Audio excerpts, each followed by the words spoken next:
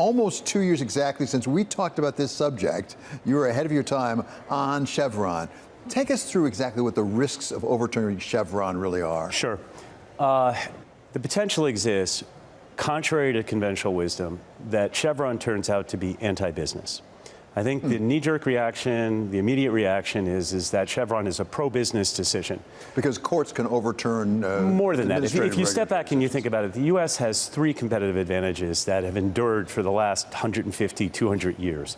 It has rule of law, it has actually favorable demographics, and it has one unified market. The risk in Chevron is twofold.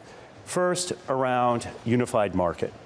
Unified market means that when you have a product and you want to go to market, you've got a market of 330 million people, second only to China, with effectively one set of rules, with the exception of 2 or 3 industries, financial services, utilities, healthcare services. With the exception of those industries, you essentially have one market, 330 million people, one set of rules. As a startup company and an innovator, that's phenomenal. That's why this company attracts entrepreneurs, innovators like no other country does in the world. The risk on Chevron is really twofold. One is that you end up with uncertainty related to the fact that there's just going to be a lot more litigation. This opens up the possibility of being much more litigation. So it creates unpredictability and uncertainty about what the rules really are and what they will really be. The second risk is around the fact that there just may not be as much rulemaking at the federal level for good reason. It's going to be more likely it'll be overturned or litigated in court. But what that means is there's a vacuum, and nature abhors vacuums, and that tends to then end up being regulated at a state level.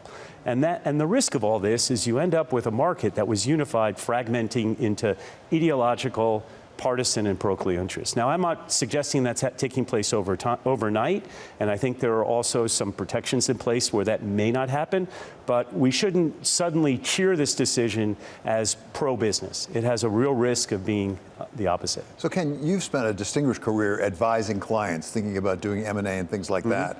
What does it do to you as an advisor when a company comes to you and says, do I buy it, do I not buy it? Do I do this deal, not do this deal? What does it do if you're not exactly sure what the rules are? Well, let's use real practical examples.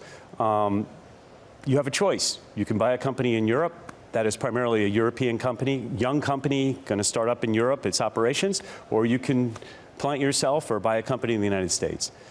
Buying, if you think about a young company in the United States, you've got a market of 330 million people. Accessing the market is easy. In Europe, you know, the EU is better than what existed before, but it's much more complex. You have rulemaking at the top level, but you still have enormous authority in the role of countries. So that market isn't as unified as the US, and as an innovator, you would always choose to be in the US. And as a company, if you're buying an innovator, the same thing.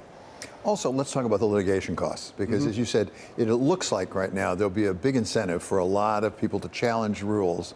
A lot of lawyers' money being generated. I'm not against that. I'm a lawyer. You know, it's all fine. But what are the litigation costs, the friction costs that are being generated for this? Well, first, it just creates unpredictability. When you have decisions made by experts, which is for better or worse, what we're dealing with a lot of the time in agencies. I don't mean for worse, but you know, most of the agencies are peopled by civil servants who are really expert in their field. And when you have experts, you usually can predict what experts are going to do. I mean, yes, there's a lot of regulation that is imperfect, but you can generally guess what they're going to do. When it comes to courts, it's very different. You have ideology that gets involved. We can see that in some of the decisions coming out of Texas on abortion rights. We have deep social beliefs in the same way. You have people's different views of the economy. You know, many of these trials could end up in the hands of juries, which become less predictable. So I think that's the real risk, is you go from something that is not perfect, really is not perfect. A regulatory regime is not perfect at the federal level, but generally speaking, it's the same everywhere, and it's more predictable than it's likely to be under this new regime. So you have the Chevron decision, which was one of them, which really overturned the rule that regulatory agencies we defer to in the courts. Their interpretation. And that's not the only decision that came out this term. No. We also had the administrative law judge decision of the SEC that you have to be able to go to court under the 7th Amendment if it's going to be money damages. We even had the statute of limitations decision involving the Federal Reserve. Is this a pro-business court, Supreme Court? I think this is a pro-court court.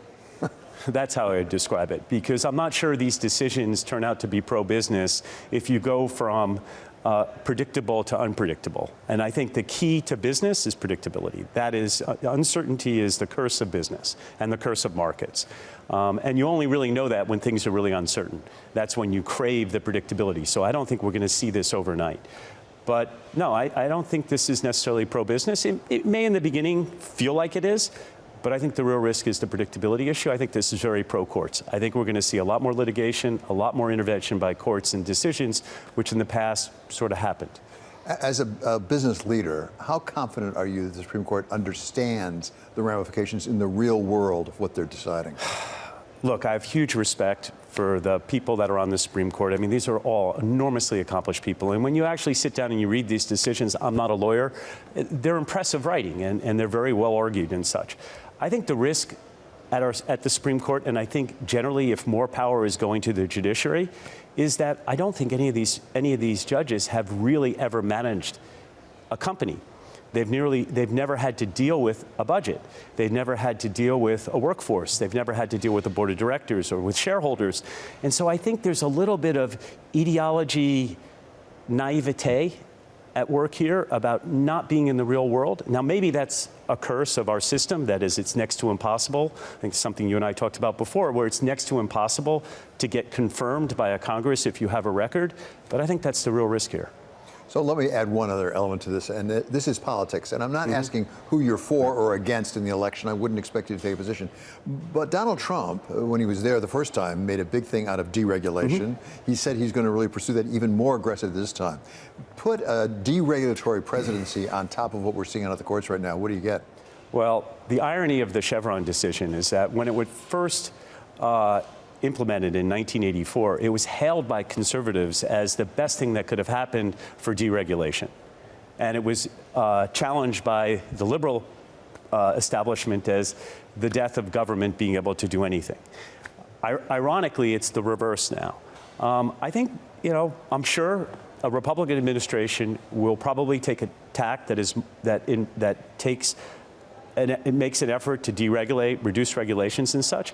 But the risk is that states step in and do something that the federal government is not doing.